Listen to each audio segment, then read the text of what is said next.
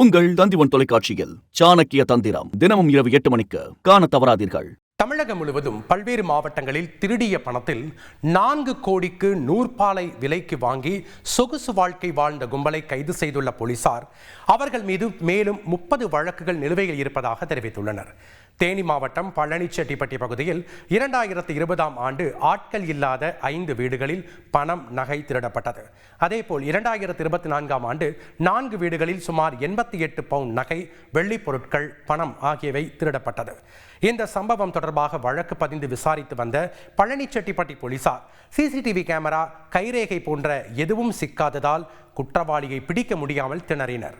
இதையடுத்து தனிப்படை அமைக்கப்பட்டு தேடிய போது மதுரை மாவட்டம் கருப்பாயூரணியைச் சேர்ந்த மூர்த்தி மற்றும் பெரிய குளத்தைச் சேர்ந்த அம்சராஜன் ஆகியோருக்கு வழக்கில் தொடர்பு இருப்பது தெரிய வந்தது.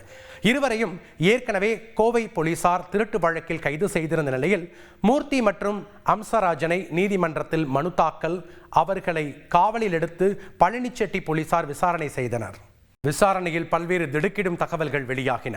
மூர்த்தி, அம்சராஜன் ஆகியோர் தங்களது நண்பர்களான சுரேஷ் மற்றும் அருண்குமார் ஆகியோருடன் இணைந்து தமிழகம் முழுவதும் பல்வேறு மாவட்டங்களில் ஆட்கள் இல்லாத வீடுகளில் புகுந்தும் ஆட்கள் உள்ள வீடுகளில் அவர்களை கட்டி வைத்தும் நகை, பணம் ஆகியவற்றை கொள்ளையடித்து வந்துள்ளனர். அந்த பணத்தை மூர்த்தி தனது மனைவி அனிதா, பிரியா, தாய் சீனித்தாய், சகோதரி லக்ஷ்மி மற்றும் அவரின் கணவர் மோகன் ஆகியோரிடம் கொடுத்து வைத்துள்ளனர். திருடிய பணத்தில் ராஜபாளையத்தில் 4 கோடி ரூபாய்க்கு விலைக்கு வாங்கி வந்த பழைய நூற்பாலை வாங்கியதுடன் திருடிய பணத்தில் மூர்த்தியும் அவரது மனைவியும் சொகுசு வாழ்க்கை வாழ்ந்துள்ளனர்.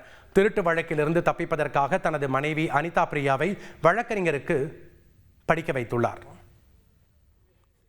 இதனிடையே கொள்ளையடிக்கப்பட்ட தங்க நகைகளை உருக்கி தங்க கட்டிகளாக மாற்றி தேனி அருகே உள்ள மாரியம்மன் கோவில்பட்டி பகுதியில் முட்புதர்களில் பாலித்தீன் கவர்களால் சுற்றி மண்ணுக்குள் புதைத்து வைத்தனர்.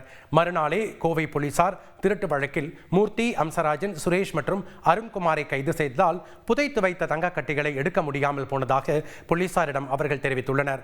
இதனையடுத்து தேனி வருவாய்த்துறையினர் முன்னிலையில் அந்த கும்பல் புதைத்து வைத்த 88 பவுண்ட் எடை கொண்ட 49 லட்சம் மதிப்புள்ள 6 தங்க கட்டிகளை பழனிச்செட்டிப்பட்டி போலீசார் மீட்டனர்.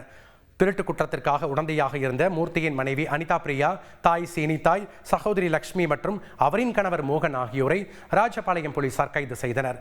குற்றம் சாட்டப்பட்டவர்களின் மீது 50 வழக்குகளின் நடவடிக்கை எடுத்து கைது செய்யப்பட்டுள்ள நிலையில் மேலும் 30க்கும் மேற்பட்ட வழக்குகள் உள்ளதாகவும் அதையும் விசாரித்த தகுந்த ஆதாரத்துடன் அவர்கள் மீண்டும் கைது செய்யப்படுவார்கள் என்றும் போலீசார் தெரிவித்தனர். உங்கள் தந்திவன் தொலைக்காட்சியில் சாணக்கிய தந்திரம் தினமும் இரவு 8 மணிக்கு காண தவறாதீர்கள்.